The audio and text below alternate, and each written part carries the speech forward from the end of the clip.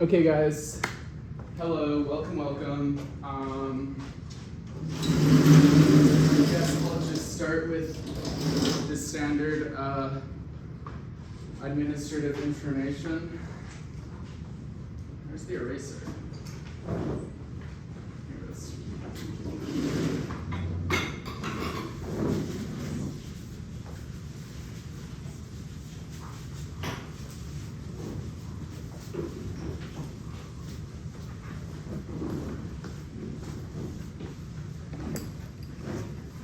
Okay, so this is Math 383, right? Okay. +1 bonus mark to everyone who lightly nodded. Epsilon bonus marks. Okay, so I am Jeff. I'm one of 2 TAs for this class. The other TA is Christoph. My email is as follows.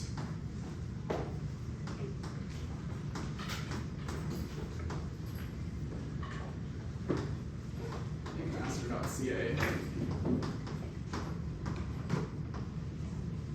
Okay, my office hours. So I'm just gonna do them like after my tutorials. So my first office hour will be Tuesday, 1:30 to 2:30.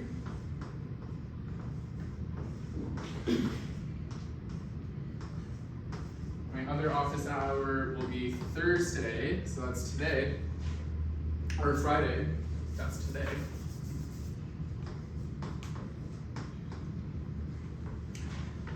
(12:30 to 1:30). Okay, so I understand some of you have class at this time. Some of you guys have a lecture after this, right? Is that correct? Okay, so there's 8 office hours per week for this class. We have 2 professors, 2 TAs, and they all do 2 hours a week. So if you can't attend my office hour, there are plenty of other options. Okay, so let me write that here. There are 8 office hours per week. So there's 2 TAs, myself included, 2 profs, and everyone is doing 2 office hours per week. Okay, so you really have like a lot of support for this class. If you can't attend one of my office hours, there are 7 other options for you. Okay. Yep. Okay, and then last thing I'll say, I'll upload recordings of my tutorials to my YouTube. I would upload it to Avenue to Learn, but I don't have like moderator privileges on Avenue to Learn. I'm too shy to ask. So I'm just gonna upload it to my YouTube. So my YouTube is TA Jeff. And there you'll find like tutorial recordings, tutorial video recordings, and you'll find my notes in the description. Okay, so that's all of the administrative information. Are there any questions so far? Yes? Where are they? Thank you. That's something I should write. So I'm gonna locate my office hours in the Hamilton Hall, so this building, 3rd floor study area.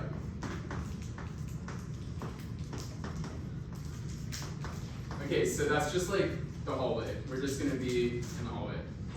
Everyone know the area I'm referring to here? Okay, so that's where my office hours will be. And thank you for that question. Any other questions? Yes? You know where we could find the other office hours? I could tell you some of them, but not all of them.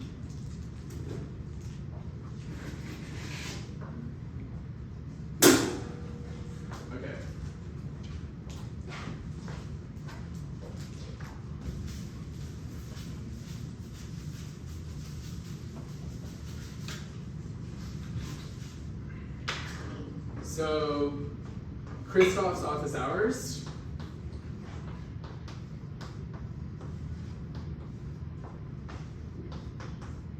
are going to be 2 to 4 on Wednesday, located in Hamilton Hall, room 312. And then, let me check. Let me check the rest.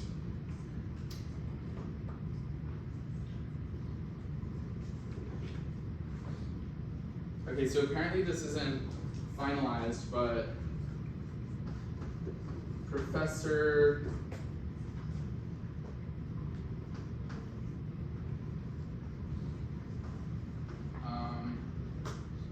Vafadar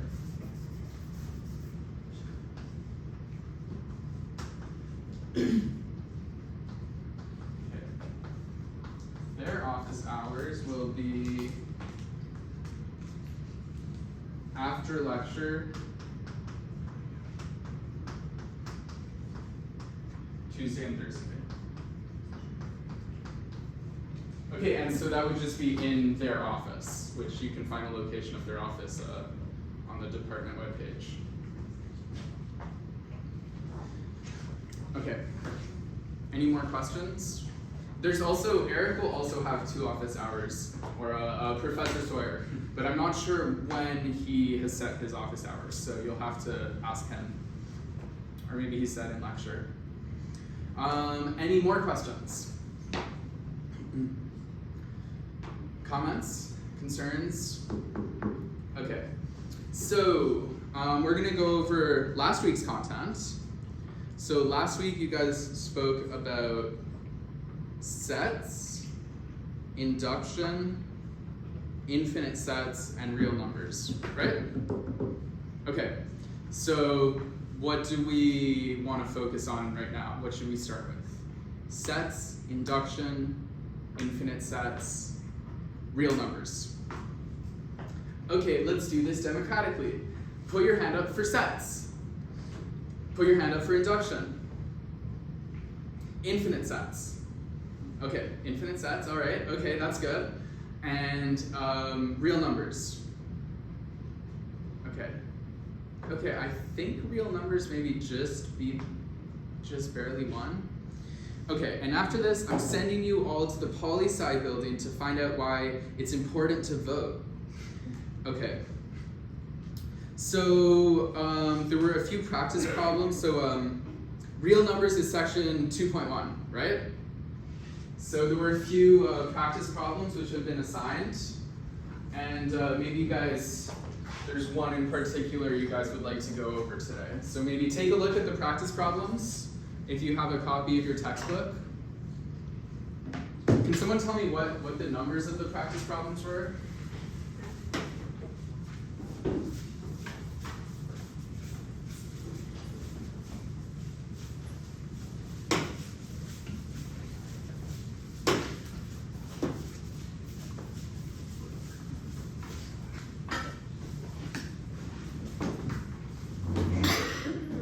Does anyone know, so we're talking about section 2.1, so that's real numbers, and does anyone know what number practice problems were assigned here? Does anyone have the web page open? Yeah? In a second. Okay, sure. Okay. Yes? 3, 9, and 15. Okay, so 3, 9, and 15. Okay, so take a look at these problems, and you guys can decide which one we'd like to focus on right now. And yeah, I'll just give you a minute to take a look.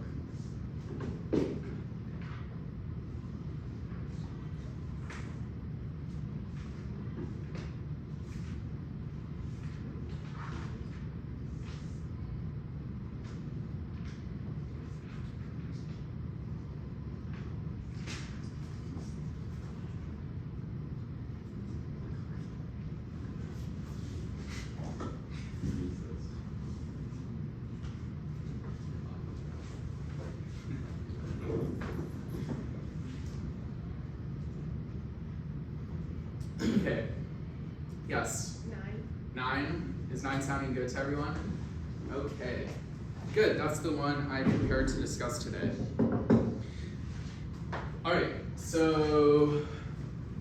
I tend to make some typos, so please point it out if I make some typos.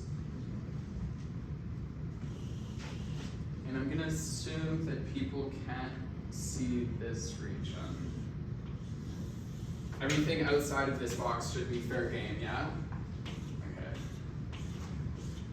So, we're doing question 9. It says, let K be this set, so the set of all S plus T times the square root of 2, such that S and T are rational numbers. And then I think it says,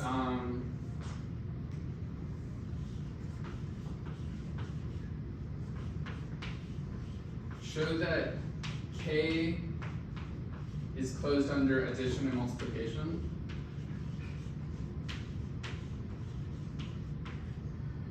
Addition and multiplication.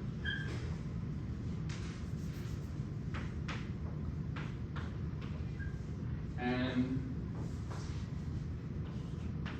show that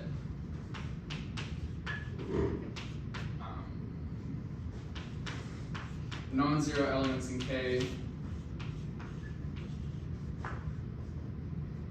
have inverses in K.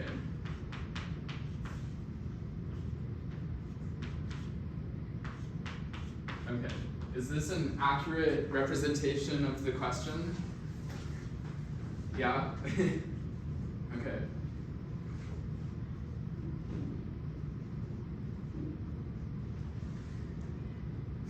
Yeah? So, let's get to it. Where should I start writing? Do you guys mind if I erase these office hours here? Okay, I'm erasing this.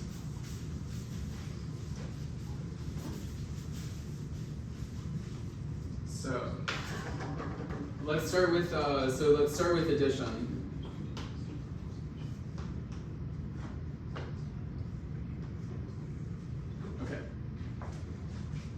So what might a first step look like?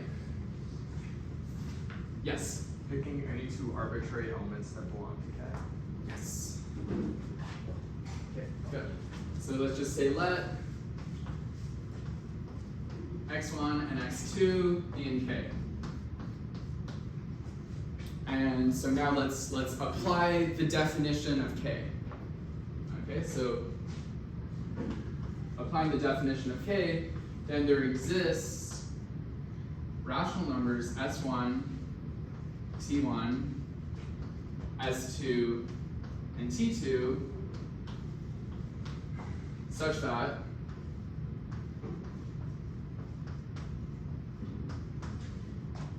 x1 is equal to S1 plus T1 root 2, right? So that's just applying the definition here.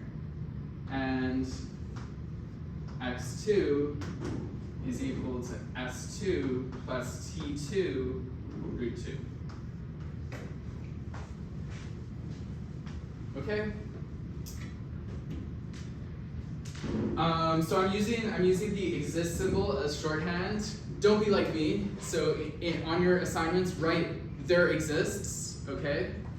But I am the supreme authority here, so I don't have to follow the rules. But don't use abbreviations. Write out full sentences. Okay, so that's our first step. Good stuff. I'm gonna cover up this board.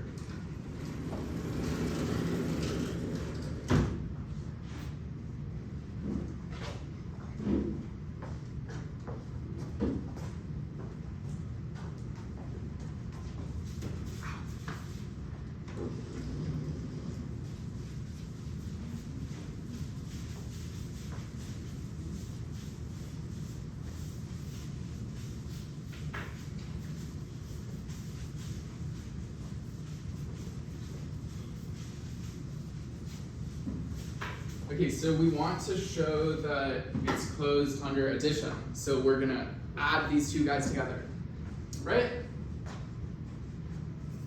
So we'll say, then x1 plus x2. So let's just use what we wrote in the last line. That's s1 plus t1 root 2. That's our x1. Plus s2 plus t2 root 2. Good so far. And now we want to have it in the form of k. So k is something plus something times square root of 2. Right? That's the form of k. So to put it in that form, we're just going to do some factoring. So we're going to have s1 plus s2 plus t1 plus t2 times the square root of 2. So that's just a little bit of rearranging things there.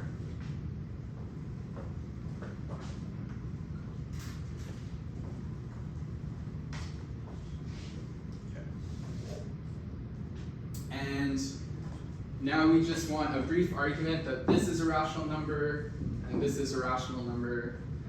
Yeah, go ahead. We can appeal to the fact that addition is closed under the rationals, and so therefore s1 plus s2 and t1 plus t2 must both be rational numbers, and therefore satisfies the definition of k. Very good. Yes. Okay. That's exactly what we'll do. So we'll say, I'll just rephrase what you said a bit. And again, I think that here if I don't write in this area.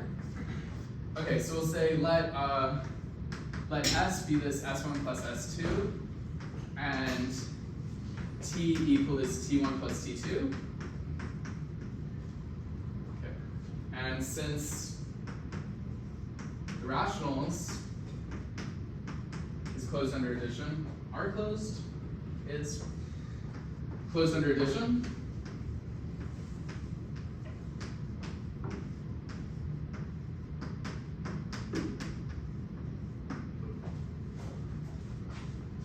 We have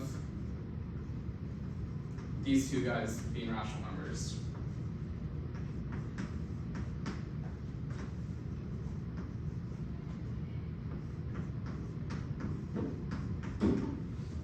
And then just a quick conclusive sentence, right? So, thus, x1 plus x2, that's equal to this s plus t root 2 is in k. Okay, so just a reminder here, k was given in this way.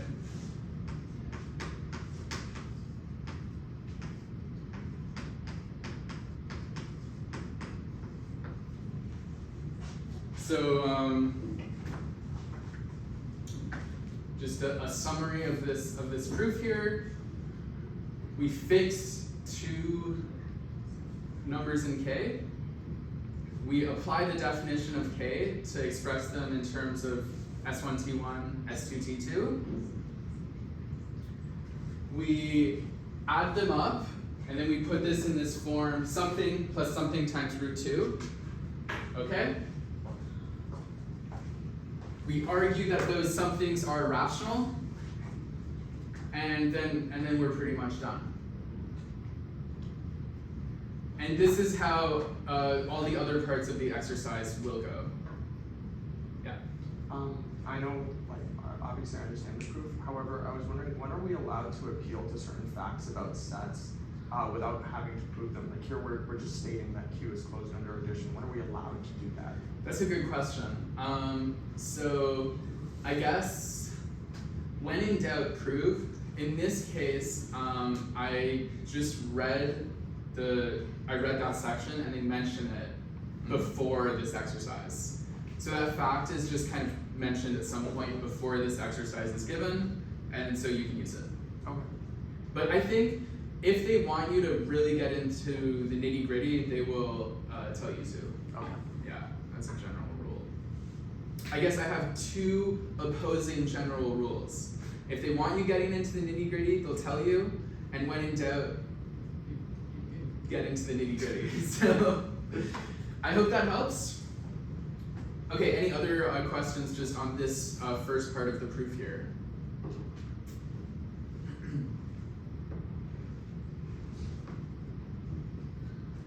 Okay, so again, so we did addition, we're going to do multiplication, and we're going to do inverses. And all the other operations is the same. It's the same breakdown. Okay, so what's the breakdown? We start by fixing two numbers. We apply the definition of k. We write it as something plus something times root 2. We argue that the somethings are rational, and then we're done. Okay, so that's what we'll do here.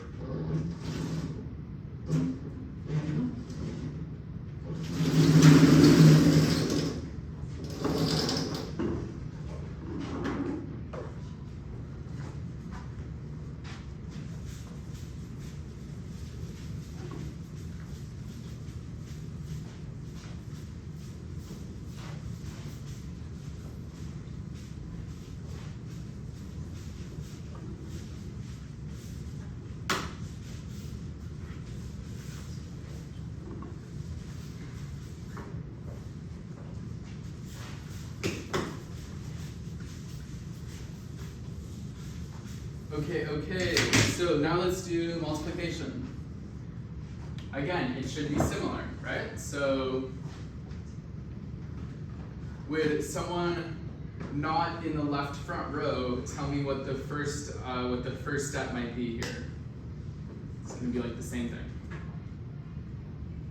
Yeah? Want to like rewrite all of that for x1, let x1, x2. Yeah, exactly. We're gonna just rewrite all that. So yeah, we'll say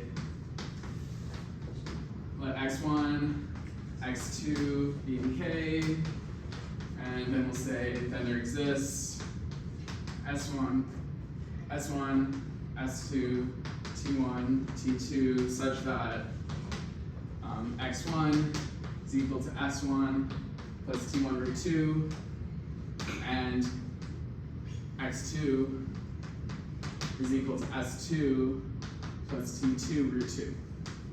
Okay, good. So that's how we're starting. And now we're checking multiplication. So what's the next thing we're going to do with this x1 and this x2? Multiply them together. Yeah, okay, so let's multiply them together. Good. So x1 times x2, that's going to be equal to s1 plus t1 root 2 times s2 plus t2 root 2. And now let's just work this out, okay? What do they call it, FOIL or something? But let's just work this out. So we get s1, s2 plus s1 t2 root 2, that times that times that, plus t1 root 2 times s2 plus t1 root 2 times t2 root 2. Okay? And one thing I noticed is the common factor of root 2, and also these two root 2's here being multiplied together.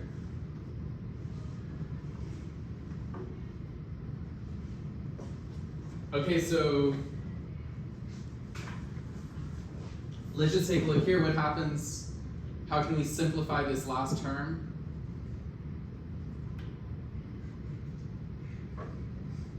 What happens to the last term? Root 2 times root 2 equals 2. It equals 2, okay. And so the whole last term becomes what?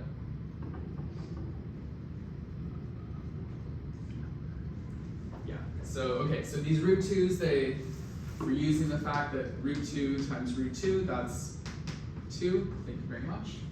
And so this whole last term is just 2 t1 t2. Okay.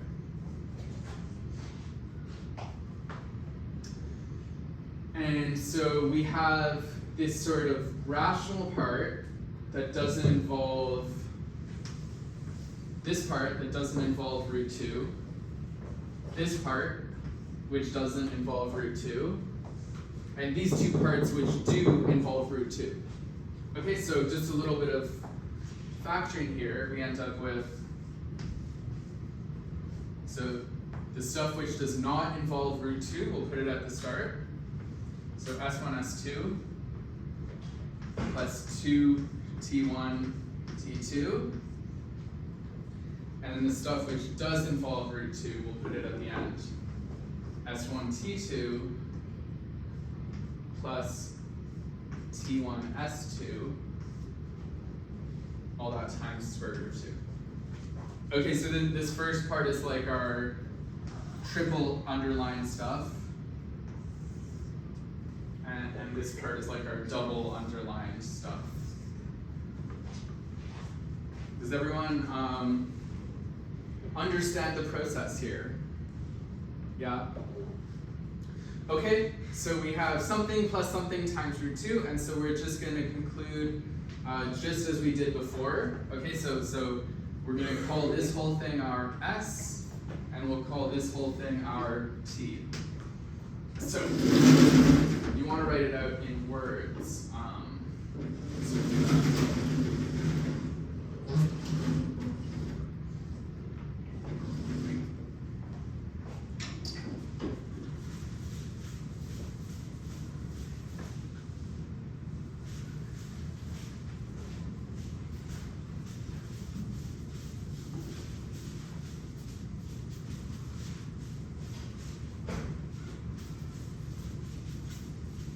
Okay. So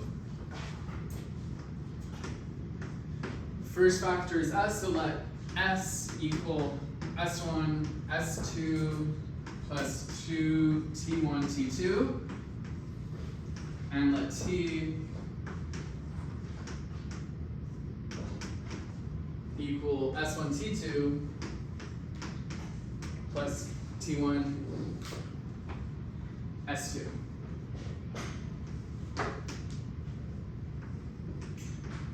Okay, and we'll say like basically the same thing we said before. So since the rational numbers, since Q is closed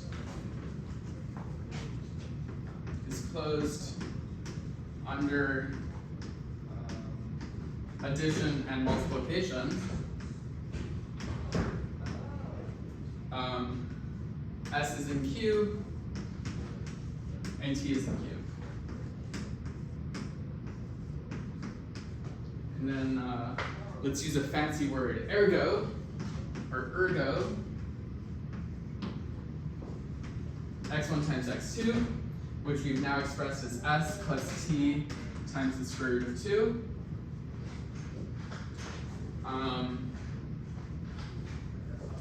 Is in Q.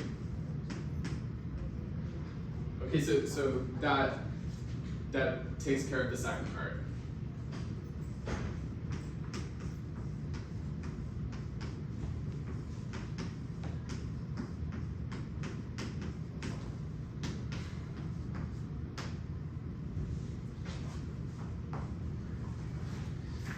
That's how we demonstrate closure under multiplication.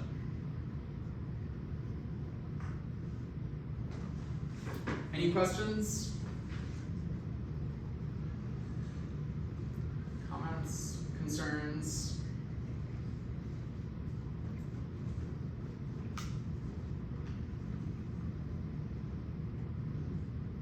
Okay.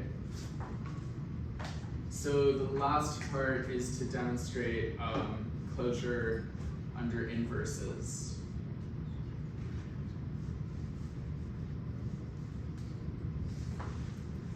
Let's do that.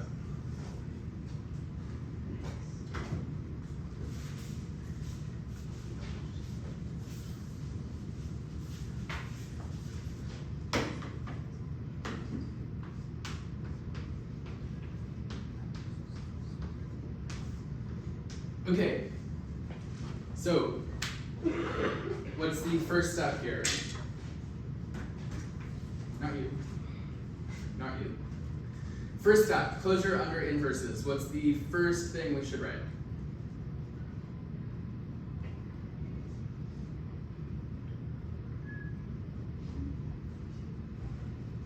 Yes? Suppose S2 is inverse of S1.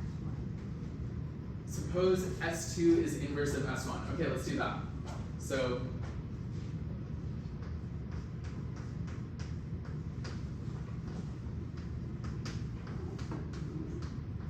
like that. Okay, and so,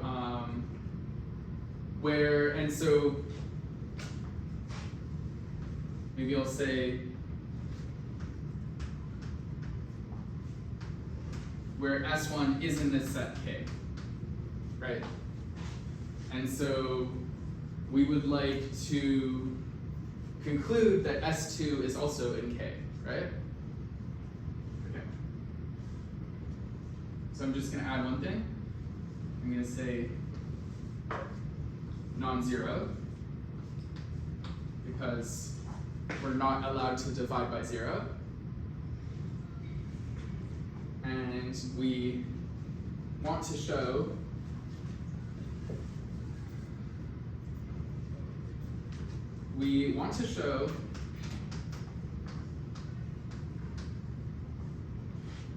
that this S2 is in K.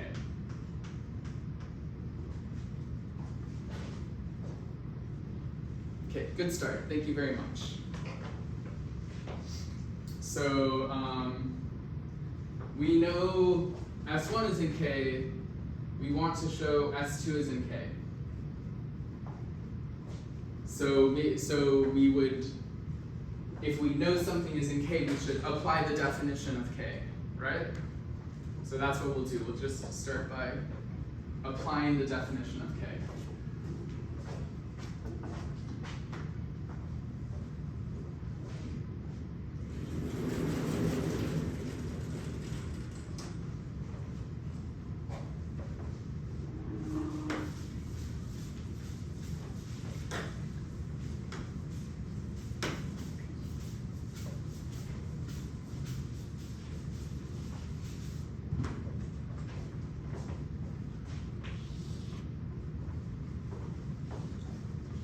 So by definition of K,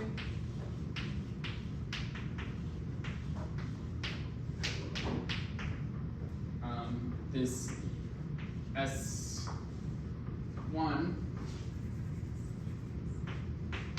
equals A plus B times the square root of 2 for some rational numbers A and B.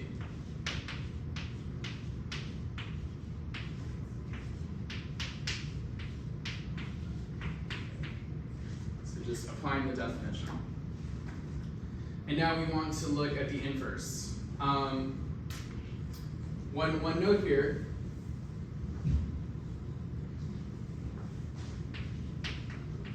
I don't know if this will be of importance, but since we assumed S1 is non-zero, it follows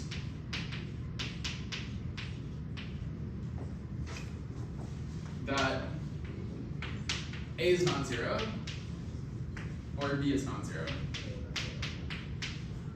Okay.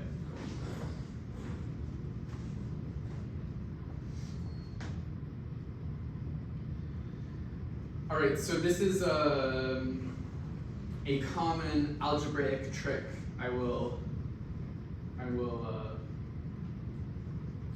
I'll give you guys, and you'll put it in your back pocket, and now you'll know it. Okay. So our S2, this was 1 over S1.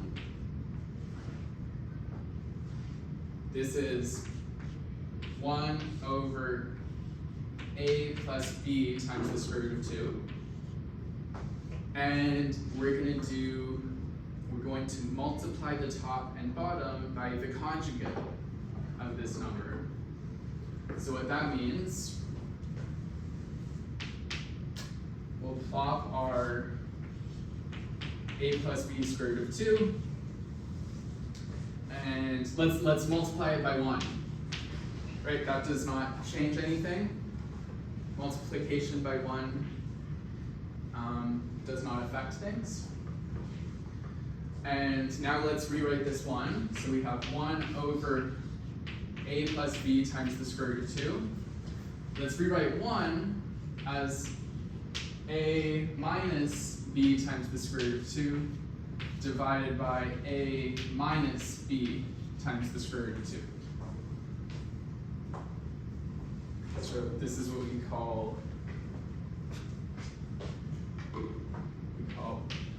a minus b times the square root of 2 is the conjugate.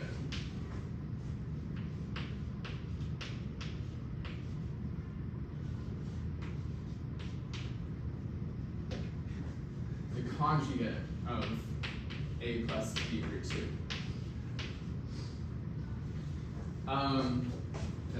That's just some nomenclature.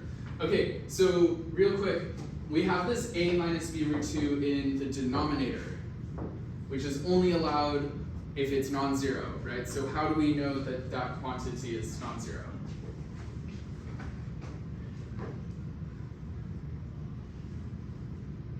Yeah. Because we know that a does not equal 0 or b does not equal 0, so the change in sign doesn't really matter here. Sure, yeah. So, I'll just write that here. This is well defined.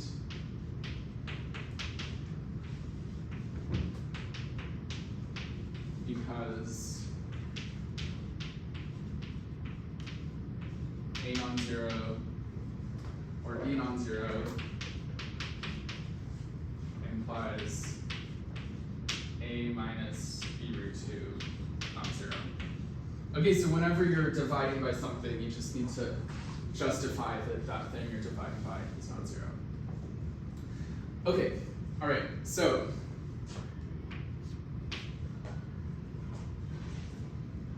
here we have a sort of, does anyone remember like this whole thing, like x plus y times x minus y?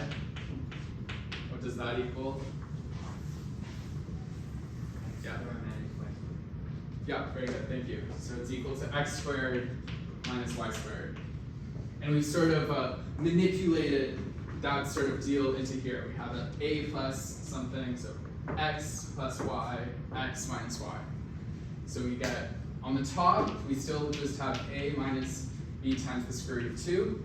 And on the bottom, we get a squared minus b times the square root of 2 squared. Right.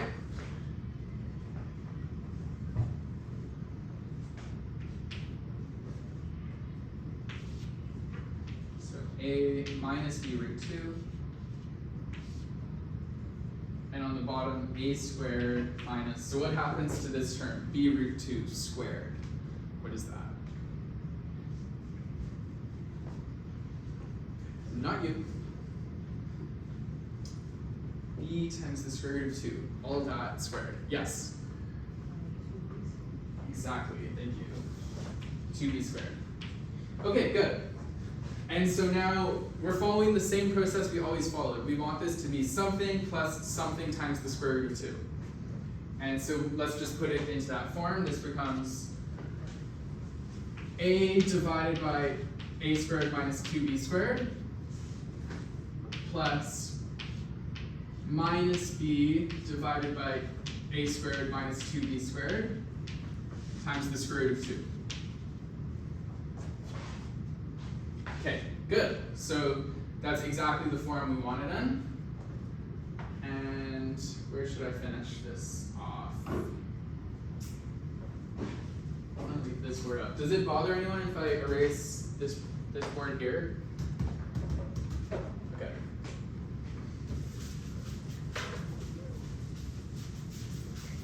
So how much time do we have? 10 minutes, okay. All right, so we have it this is the exact same process we followed every time. So this term, let's call it maybe our, I guess we've been using S and T, so let's use S again. And T again. So same thing as before. Let S be this first guy, so A divided by A squared minus 2B squared. And let T be the second guy, so T is equal to negative B divided by A squared minus 2B squared. Same sentence as before, since the rationals are closed, I'm just gonna say they are a field. Since they are a field, or is a field.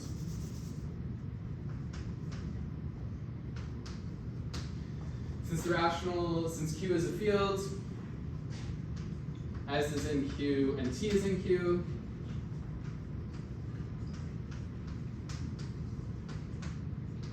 So what's like a really big like fancy concluding word like ergo, but not ergo, like yeah. Thus. Thus, okay, thus is a good one. Thus, okay, so let's just put it all together. This S2, which we were defining to be the inverse of S1, we've now expressed it as S plus T root 2 is in Q. And sometimes when I'm done the whole thing, I like to add as desired. And then if you're really feeling special, you can add a little cube at the end, a little square. Okay, so that one was a little bit tougher than the other two. The inverses was a bit harder than the addition and multiplication. Okay, so questions on this?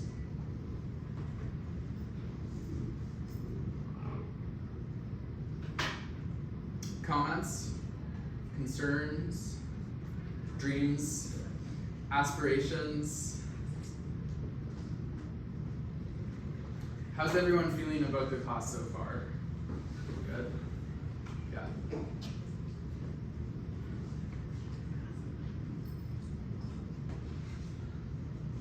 Okay, so we have 7 minutes. We won't do a whole other exercise in 7 minutes. So yeah, just just general questions about the class, about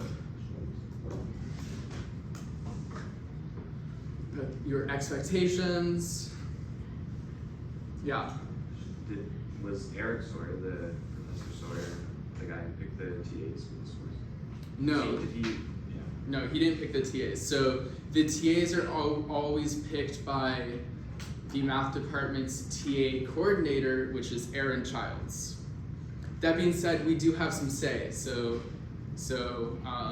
I emailed Mr. Aaron Childs and I told him I want as many of my hours in tutorial as possible and not grading. So this is actually my first time doing tutorials for this class, but I have about like 140 hours of grading for this class done. So I've been behind the screen, invisibly judging everyone taking this class for like a whole year. So I look forward to actually teaching it.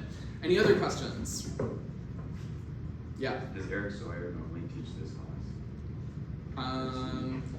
No, well, I don't know if he's taught it before or how many times he's taught it before, but this class tends to have a lot of different professors. So in my time here, they've had Sion Liu, they've had Lavrik Miroslav. I'm not sure if he taught it last semester. But this class tends to have a lot of different professors, yeah. Any other questions? Yeah. Does this lead into well for real analysis 1 or 2? Does this lead well into Real Analysis 1? Isn't this McMaster's Real Analysis 1 class? No, they have a separate course code for that.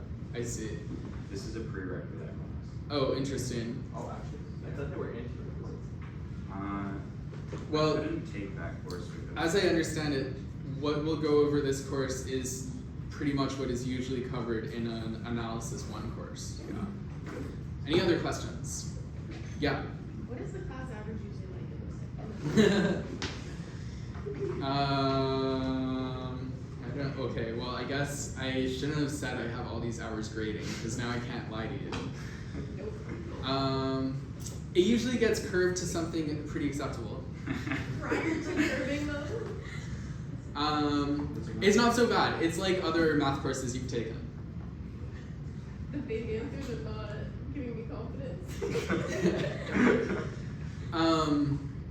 I will say,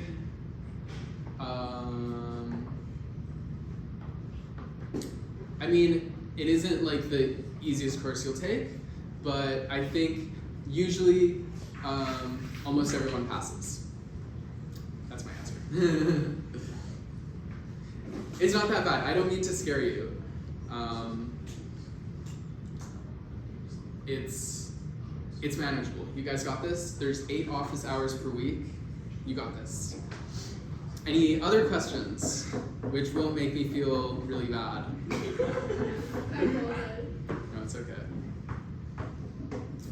Okay, well you guys can go, and I'll just stay here for a sec if there are other questions.